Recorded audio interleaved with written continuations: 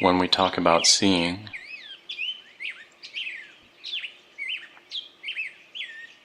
there's a lot of different things that are implied by that. Like just looking at these leaves here, we can see the form of the leaf. We can notice its color.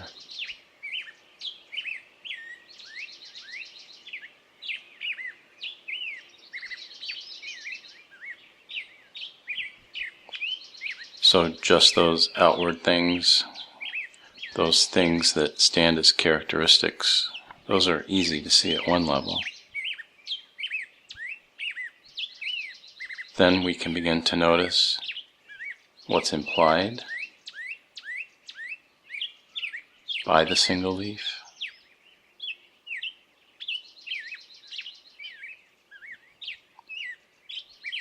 How the leaf is connected to the twig. And how the individual leaf has its neighbors.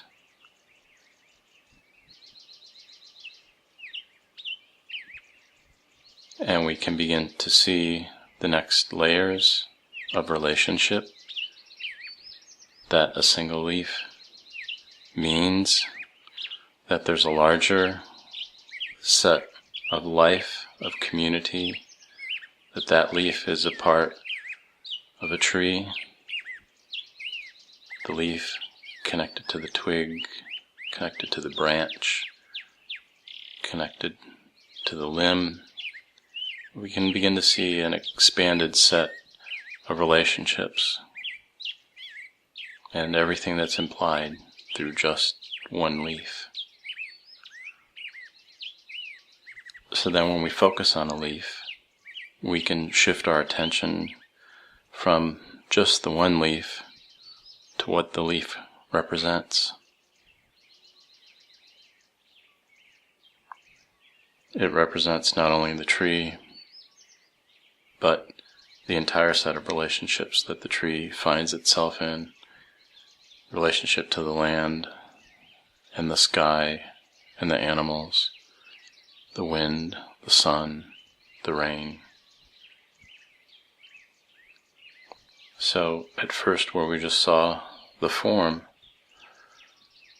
we begin to see how the form is related to the other forms, how it's related to the larger relationships.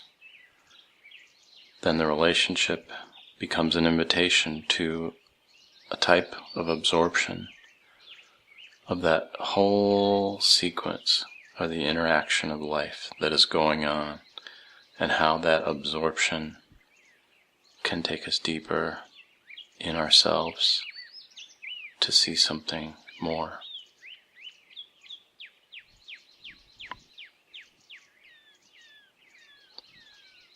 So taking that as an example of that whole process, let's just take a look and see how this applies to something like sacred geometry. And here's the symbol of the triquetra. This was a symbol that was used to represent the goddess. And later on, this same symbol became used to represent the Trinity in Christianity. So again, by starting from the form, we can notice the arcs, how 3 major petals are formed. But if we look at the relationship at a deeper level and expand those arcs, then we can pick up on a principle that's implied in a lot of sacred architecture, especially from Egypt, and that is that the whole is represented in the part. And if we recognize that we're seeing the part, then we can infer the relationships to the whole. So when we take the triquetra and we expand it to the relationships of the whole, then the form changes and looks more like this, the concentric circles.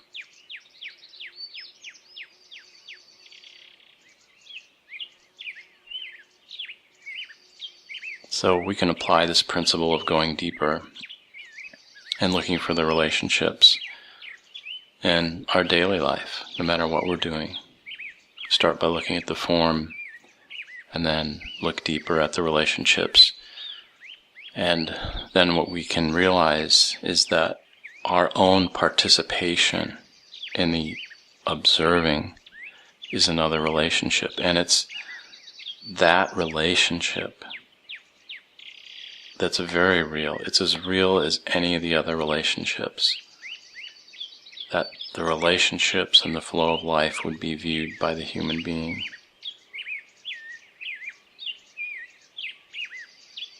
And then we can apply this also in our spiritual life to when we approach another being who may be a teacher, who may be a friend, who may be just someone that you meet.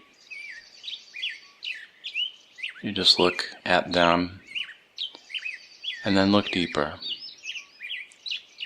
And then you can realize something even they couldn't put words around in that whole exchange, that whole reverie, by beholding their form and then beholding the deeper relationships, beholding how does that observing and that perception, that absorption, how does it feel in you and what realizations does it trigger? And as an example of a realization that can be triggered through this absorption of the relationships and just seeing is the whole life cycle of plants. How something that starts out as a seed develops into a form, and that form is the expression of beauty, it's the expression of life, and all the relationships that beauty, that plant comes into with the insects, the sun and the wind, all the other plants and the animals and the humans.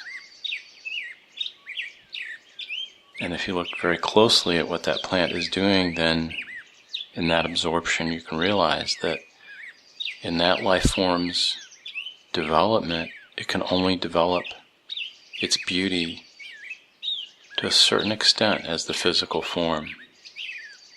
And then when we look at the plant and we think, well, it's turning into autumn now, and the leaves may be shedding or the plant may be wilting, what we didn't realize is that through the height of summer, the being, the consciousness around that plant was working on a different body, was working on a perception and a beingness beyond form. And we do that too, as human beings. We start by developing our form, and then, if we're fortunate enough, we become conscious to the process that's called the Great Return. And in that process, the creativity continues. It just continues in a different way. It's moving beyond the form, and it's developing and cultivating an inward beauty, and some might call a light body or the body of resurrection, to prepare us for the domains and the worlds of absorption beyond this one. And all of those insights can come just through seeing, through absorbing, and realizing, even if you think there's no lesson or no message or no teaching, that there is, there always is. Just have to be aware. Let the energy and the information flow to us, and we all become more alive in the process to manifest love, harmony, and beauty. Aho.